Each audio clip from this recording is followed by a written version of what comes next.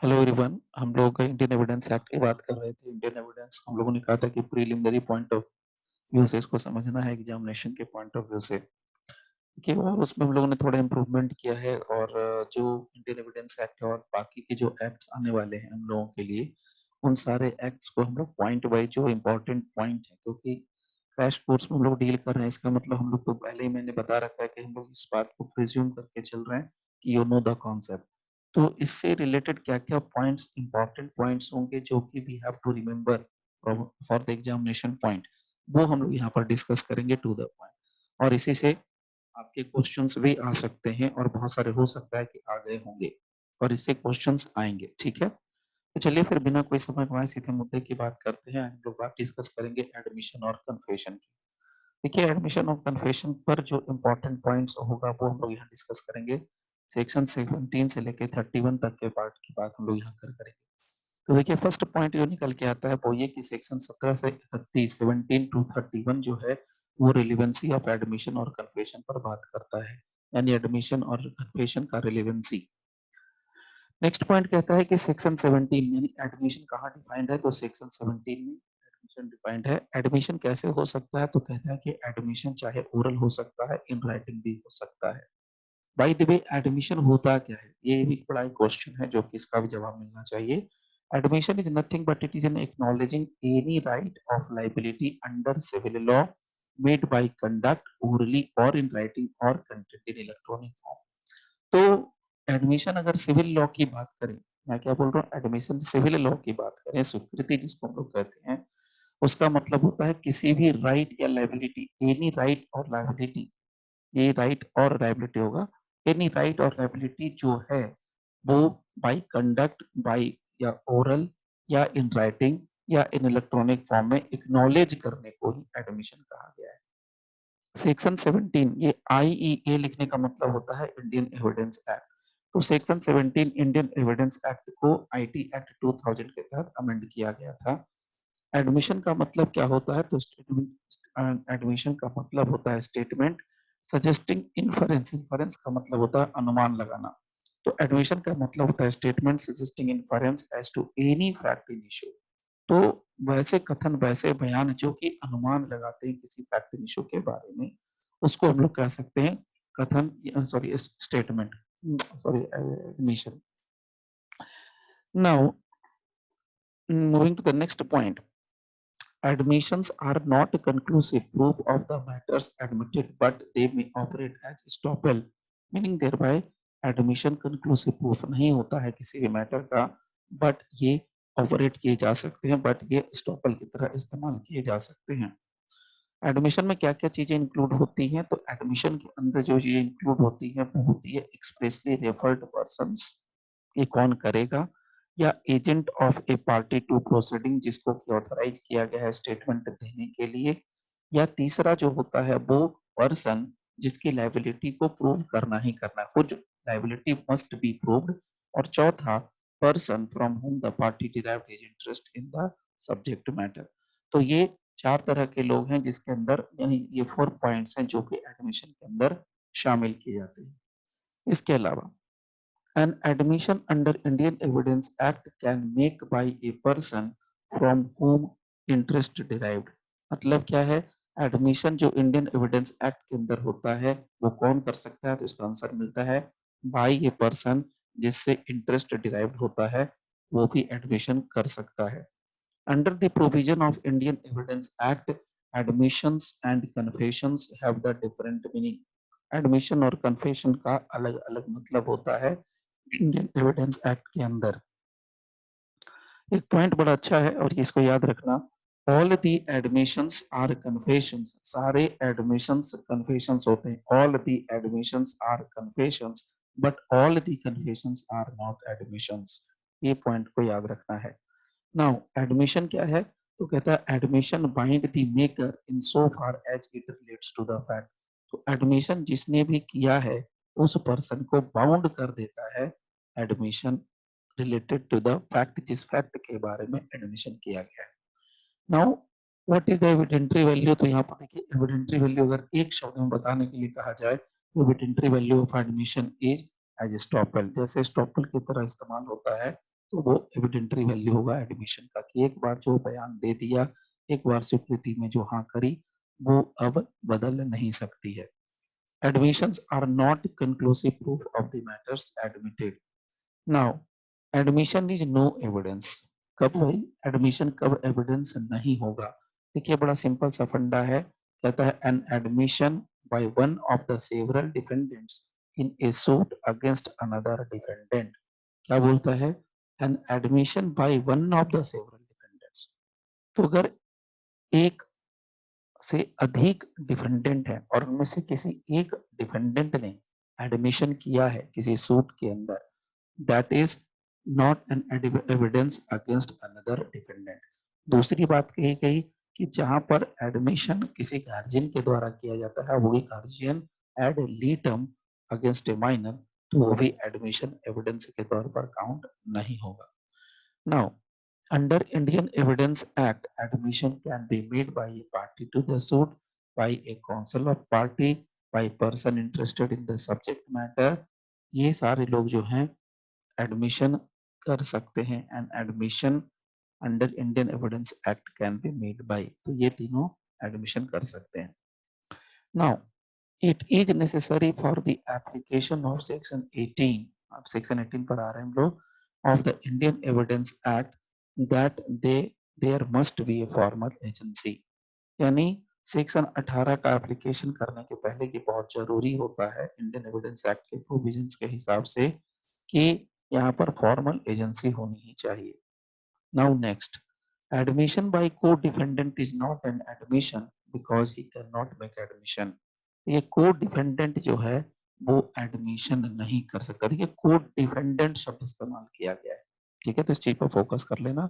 Admission bye को defendant admission नहीं कर सकता है, इसीलिए उसके द्वारा किया गया एडमिशन एडमिशन नहीं होगा, को डिफेंडेंट के द्वारा किया गया admission. Admission made by a party who has not been expressly referred to by a party to suit is irrelevant. So अगर एडमिशन किया गया है मेड बाय ए पार्टी, जिसको कि यानी सीधे सीधे कहें तो एडमिशन अगर किसी पार्टी ने किया है और जिसको कि एक्सप्रेसली रिफर नहीं किया गया है कि भैया तुम एडमिशन करो, तो उसके द्वारा किया गया एडमिशन इरेलीवेंट होगा। चलिए एक एग्जांपल लेता है यहाँ पर। देखिए कहा गया है कि the question is whether a horse sold by A to B is sound. A says to B go and ask C, C knows all about its, C knows all about it, C's statement is admission. ये illustration से लिया गया है। यहाँ पर क्या बोला गया है कि ए पूछता है बी के बारे में, जो घोड़ा बिक रहा है उसके बारे में। ए कहता है बी को कि भाई जाओ सी के पास और सी से पूछो घोड़े के बारे में कि घोड़ा कैसा है, साउंड है कि नहीं है। तो यहाँ पर जो सी का स्टेटमेंट होगा वो इस एडमिशन के तौर पर लिया जाएगा, यानी C statement is an admission.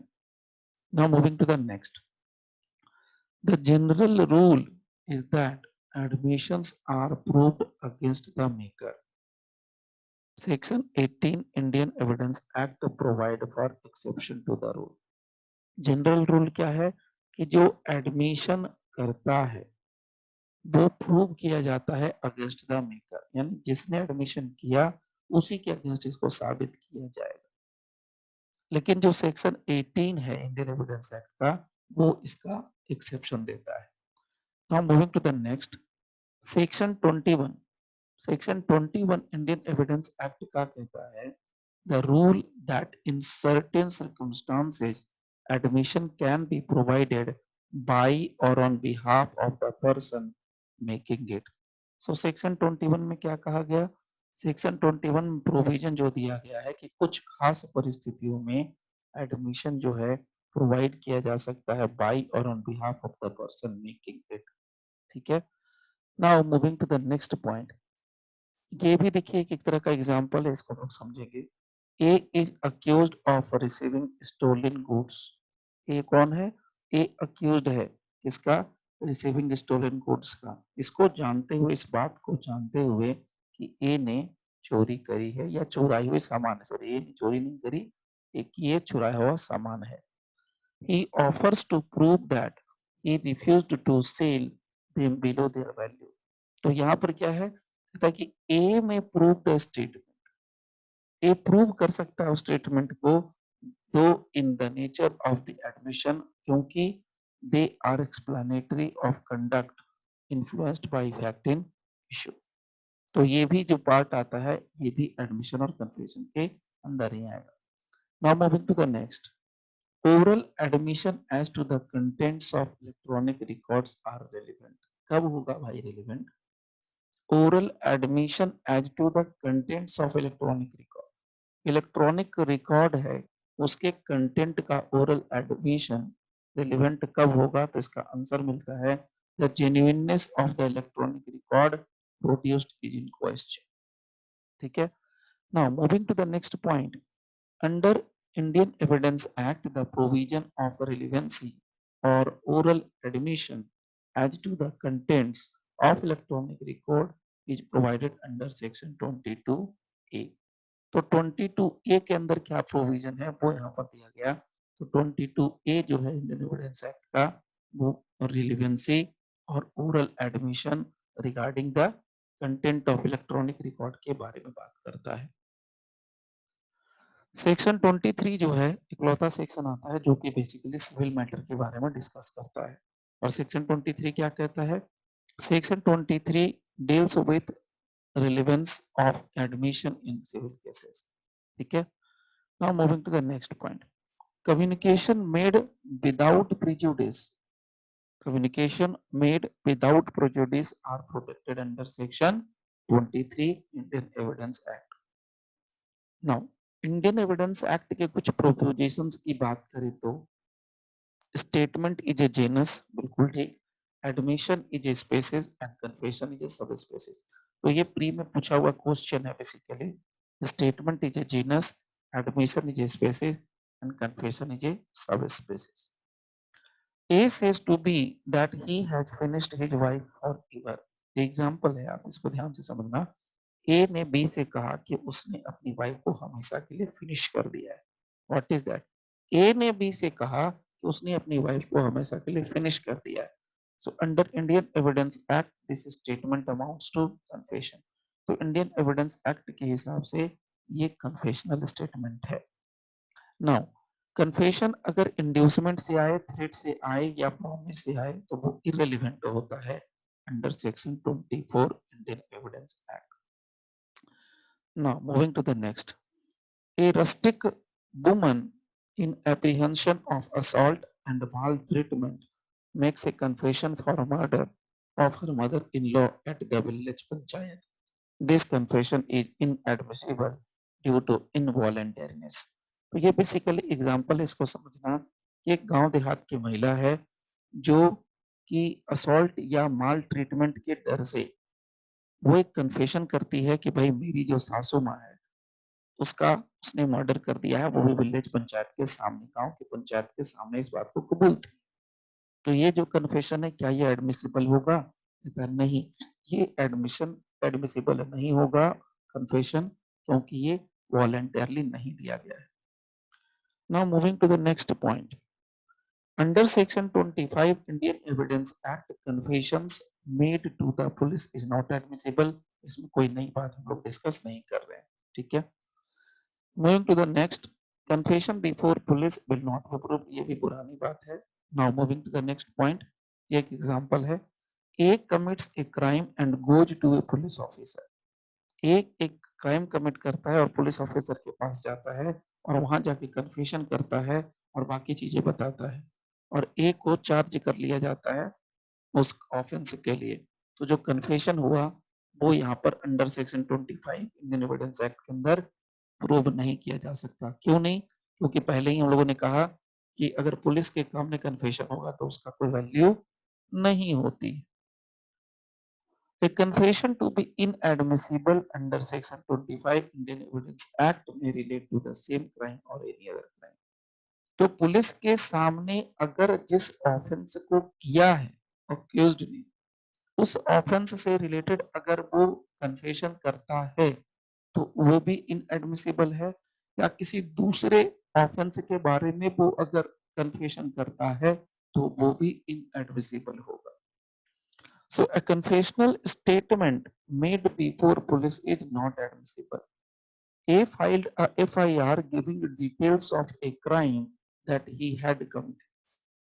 Next point है कि ए ने एक एफआईआर सबमिट करी, उस एफआईआर के अंदर जो क्राइम किया था उसके बारे में उसने डिटेल से बताया, और उस एफआईआर के अंदर कोई एक्सकल्पेटरी स्टेटमेंट नहीं है एंड वो सारे डिटेल्स हैं जो क्राइम से रिलेटेड है।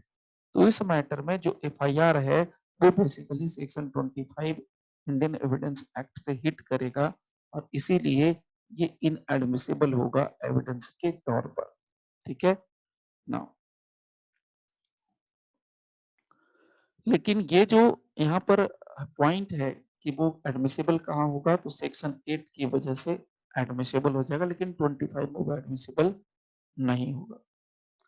Extra judicial confession if voluntary can be relied upon with other evidence. क्या बोला कि एक्स्ट्रा जुडिशियल अगर कन्फेशन है और वो वॉलेंटरी दिया गया है तो वो क्या कहते हैं, कैन बी रिलाइड अपॉन, उस पर रिलाई किया जा सकता है with other evidence. Under Section 26 Indian Evidence Act, confession made before the magistrate is relevant. So under Section 26 के हिसाब से मजिस्ट्रेट के सामने दिया गया कन्फेशनल स्टेटमेंट रेलिवेंट होता है। Extra judicial confession is a big piece of evidence. Now moving to the next, extra judicial confession का मतलब क्या होता है? इसका मतलब होता है एक confession made both before a doctor or before a friend. तो ये एग्जाम्पल के सेंस में लिखा गया है कि ये डॉक्टर के सामने किया तो क्या ये एक्स्ट्रा जुडिशियल कन्फेशन है? Of course. अगर फ्रेंड के सामने किया गया तो क्या ये एक्स्ट्रा जुडिशियल कन्फेशन है? Of course it is extra judicial confession. Moving to the next point, a confession made by an accused is relevant. Confession made by accused relevant होगा और admissible होगा कब? जब it is extra, when it is extrajudicial, voluntary and truthful and beyond reproach। यानी अगर किसी accused ने कोई कन्फेशनल स्टेटमेंट दिया है और वो स्टेटमेंट जो है एक्स्ट्रा जुडिशियल है, वो स्टेटमेंट वॉलेंटरी है, वो स्टेटमेंट ट्रूथफुल है एंड बियॉन्ड रिप्रोच है, तो उस अक्यूज्ड का वो कन्फेशनल स्टेटमेंट रिलेवेंट और एडमिसिबल होगा क्योंकि ये वॉलेंटरी है। Now moving to the next point, a confession made in police custody is inadmissible under section 26 if made in the presence of a magistrate। क्या बोला कि पुलिस के सामने दिया गया कन्फेशनल स्टेटमेंट भी एडमिसिबल हो जाएगा प्रोवाइडेड कि वहां पर मजिस्ट्रेट मौजूद है। So a confession made by a person while in custody is admissible under section 26 Indian evidence act. तो पुलिस के नहीं, मजिस्ट्रेट के पास अगर है तो वो यहाँ पर एडमिसिबल हो जाएगा। A voluntary confession is admissible in evidence when made to magistrate of competent jurisdiction. So voluntary अगर कोई कन्फेशन है तो that is also admissible when made to magistrate of competent jurisdiction. तो इसमें तो कोई नई बात नहीं है कि मजिस्ट्रेट के सामने किया गया कन्फेशन एडमिसिबल होगा। Confession recorded by magistrate on oath, अगर कोई magistrate on oath confessional statement record करता है तो वो कन्फेशनल स्टेटमेंट एंड इनएडमिसिबल होगा, यानी ऑन ओथ नहीं होगा। Moving to the next point, judicial confession is substantive piece of evidence. कोई नई बात नहीं बताई जा रही है। Confession of co-accused is admissible against other as well. तो कन्फेशन जो होता है को अक्यूज्ड का, वो दूसरे अक्यूज्ड के लिए वो इनएडमिसिबल होगा, ऐसा नहीं है, वो एडमिसिबल होगा, वो एडमिसिबल होता है। Now the term police custody under section 26 Indian evidence Act means some kind of surveillance and restrictions over the accused persons by the police.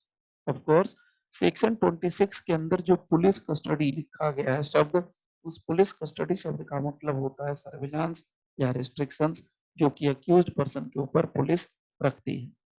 Moving to the next, the term judicial confession means it is made before a magistrate judicial confession शब्द का मतलब होता है, term का मतलब होता है कि मजिस्ट्रेट के सामने किया गया कन्फेशन।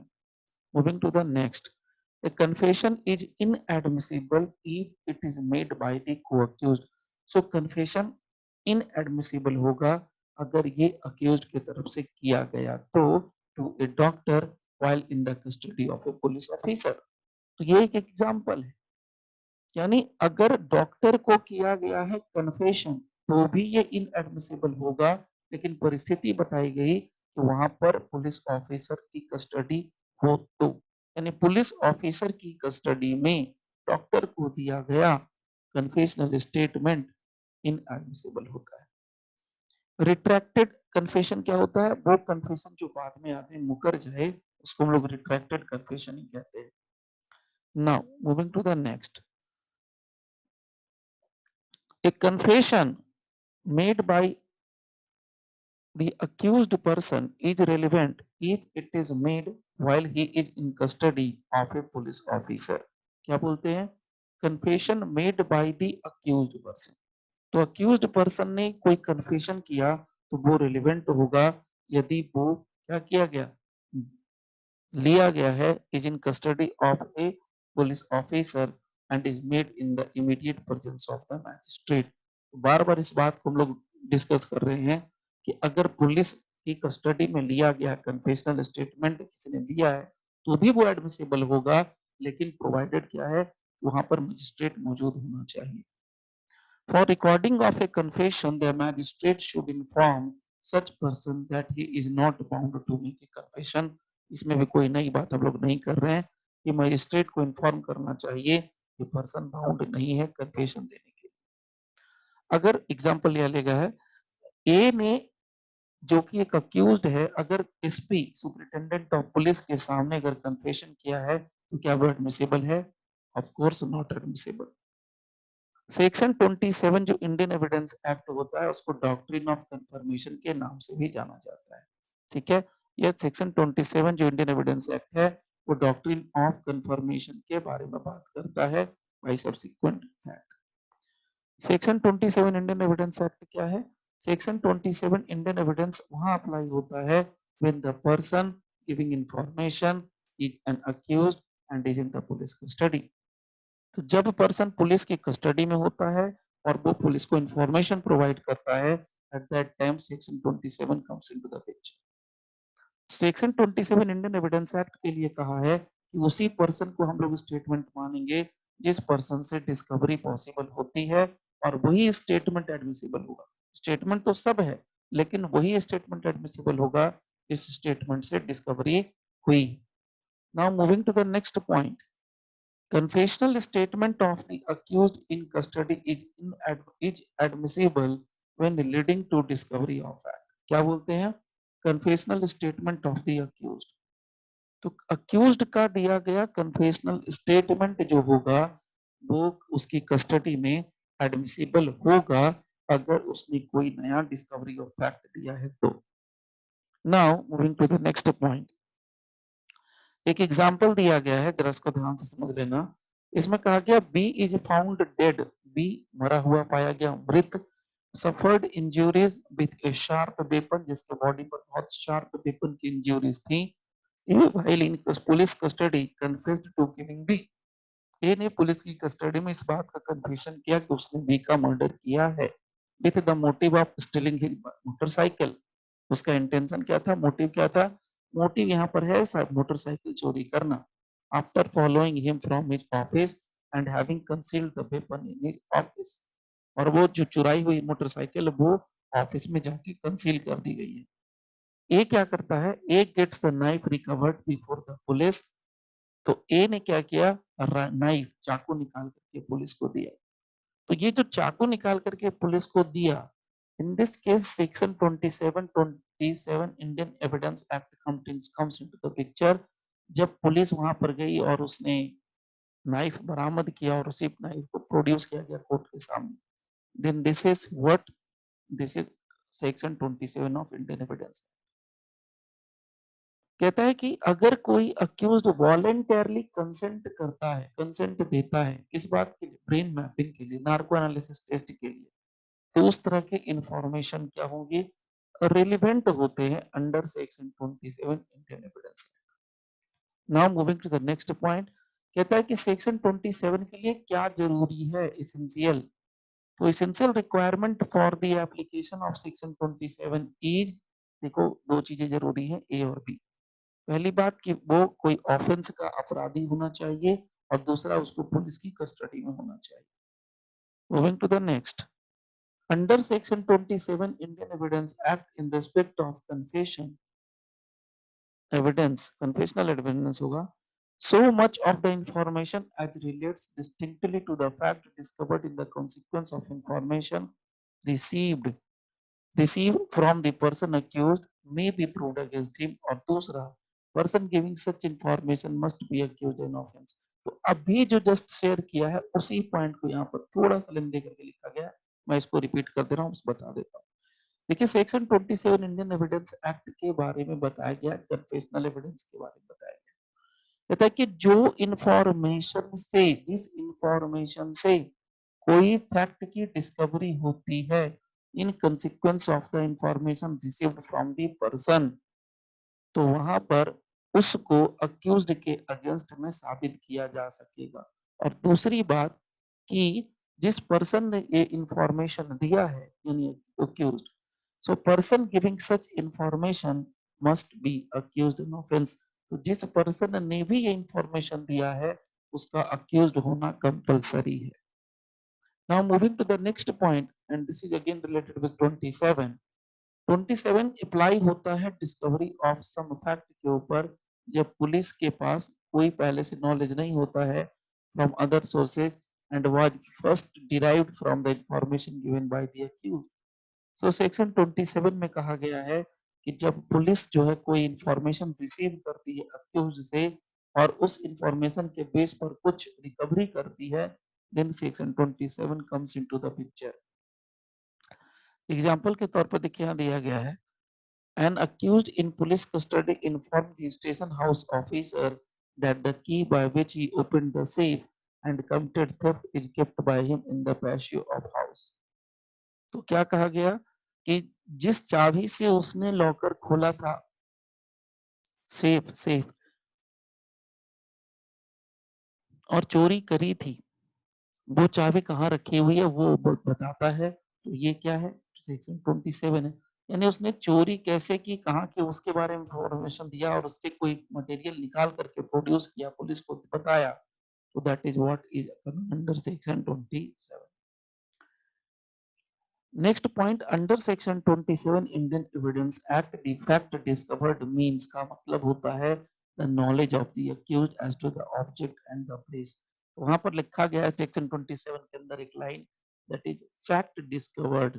तो फैक्ट डिस्कवर्ड का मतलब बताया गया है कि knowledge of the accused to the object and the place, यानी अक्यूज्ड का उस ऑब्जेक्ट के बारे में जिससे ऑफेंस हुआ है उस कहां पर है, किस जगह मौजूद है, वो सब बता देना। That is information related to the offensive weapon. Now moving to the next point, confession by accused while in custody of police even if made in the immediate presence of a magistrate shall not be proved। ये कोई नई बात हम लोग नहीं share कर रहे हैं। यहाँ पर एक बात कही गई है कि अगर कोई कन्फेशन जो है अक्यूज ने किया और वो पुलिस मौजूद थी, पुलिस के साथ साथ मजिस्ट्रेट भी मौजूद थे, तो उस कंडीशन में वो जो कन्फेशनल स्टेटमेंट है उसको साबित नहीं किया जाए। Now confession is one more time, confession is not the exception to the rule of hearsay under the law of evidence। Okay, now moving to the next section, and this is section 29, and section 29 says a person after committing crime confesses while intoxicated the commission of crime। तो ये confession जो है relevant होगा, admissible होगा under section 29। यानी 29 में कहा गया है कि यदि कोई पर्सन अपराध करने के बाद, क्राइम करने के बाद कन्फेस करता है, लेकिन किस कंडीशन में करता है, इंटॉक्सिकेटेड, नशे की हालत में कन्फेशन करता है, तो नशे की हालत में किया हुआ कन्फेशन भी कन्फेशन सही होगा, एडमिसिबल होगा, रिलेवेंट होगा। Now moving to the next point, confession of an accused is admissible against the other co-accused under section 30। ये तो बड़ा इंटरेस्टिंग टॉपिक है। कहता है कि अगर एक से अधिक अक्यूज्ड हैं तो section 30 comes into the picture and 30 section 30 comes into the picture and clearly says कि अगर किसी एक अक्यूज्ड ने, जिसको हम लोग को अक्यूज्ड कहते हैं, उसने कोई स्टेटमेंट दिया कन्फेशनल, तो वो एडमिसिबल होगा, दूसरे को अक्यूज्ड के मामले में भी एडमिसिबल हो जाएगा। इसका एग्जांपल, इसको हम लोग कोरोबोरेटिव एविडेंस के तौर पर कहते हैं और इसका एग्जांपल यहाँ पर दिया हुआ है, सेक्शन 30 से रिलेटेड है। ए और बी को दोनों को सी के मर्डर के लिए ज्वाइंटली ट्रायल किया जा रहा है। ट्रायल के दौरान कहा ए ने कहा कोर्ट को कि भाई बी और मैंने ए ने कोर्ट को कहा, कोर्ट को बताया कि बी और मैंने यानी ए ने, दोनों ने मिल के मर्डर किया है सी का। तो ये जो एविडेंस बता रहा है वो कोरोबोरेटिव एविडेंस है और इसी बात को कहा गया कि अगर यहाँ पर दिया जाता है तो वो एडमिसिबल होगा दूसरे के लिए भी। So in case of a joint trial of several persons when confessional statement made by one of them affecting himself and others is proved, the court has power to consider such confession against such other person as well as against the maker of the such confession. Now example है अपने सामने, A and B jointly tried, जो भी बताया उसी का। It is proved that A said B and I murdered C. तो अगर ये साबित किया जा चुका है कि ए ने कहा था कोर्ट को कि बी और मैंने मिलकर सी का मर्डर किया, ये साबित हो चुका है, तो सेक्शन 30 इंडियन एविडेंस एक्ट को रिलेट करता है। A court may take into consideration the confession of one accused against himself and another person if they are tried jointly। तो कहने का मतलब क्या है कि इसके लिए कंडीशन है, सेक्शन 30 में जो कोरोबोरेटिव एविडेंस आता है उसके लिए कंडीशन बड़ा सीधा है कि उसका जो ट्रायल होना चाहिए ज्वाइंटली होना चाहिए। Now moving to the next, a confession by a accused can be used against a co-accused under section 30 of Indian Evidence Act only as a corroborative evidence। Now जो भी एग्जांपल बताया था same example है और इसमें वही बात कही गई है, इसमें बस उलट करके कह दिया गया है कि not to be taken into consideration as A and B are not being jointly tried। यानी कंडीशन क्या है, सेक्शन 30 को अप्लाई करने के लिए ज्वाइंट ट्रायल होना जरूरी है। अगर ज्वाइंट ट्रायल है तो अप्लीकेबल होगा सेक्शन 30, अगर नहीं है तो नहीं अप्लीकेबल होगा। लास्ट पॉइंट पर आ गए हम लोग, the evidentiary value of the confession. इसका क्या वैल्यू है? इसकी एविडेंटरी वैल्यू जो सेक्शन 30 के अंदर दी जा रही है उसका वैल्यू ये है कि ये जो कन्फेशन होता है वो सारे को अक्यूज्ड के अगेंस्ट में रिलेवेंट हो जाता है। Now the last point here is the confession always goes against the maker of it provided it has been made freely and voluntarily। ये कोई नई बात नहीं है, कोई भी कन्फेशन जो है मेकर के अगेंस्ट में चला जाएगा यदि वो फ्रीली और वॉलंटरली दिया गया। तो ये था अपना सेक्शन 17 से लेकर के 30 तक का पार्ट बेसिकली। इसके बाद जो नेक्स्ट जो हम लोग डिस्कस करेंगे वो आगे का पार्ट होगा, वो हम नेक्स्ट पॉइंट से कवर करेंगे 32 टैंक डिक्लेरेशंस। ठीक है, चलिए फिर मिलते हैं, थैंक यू।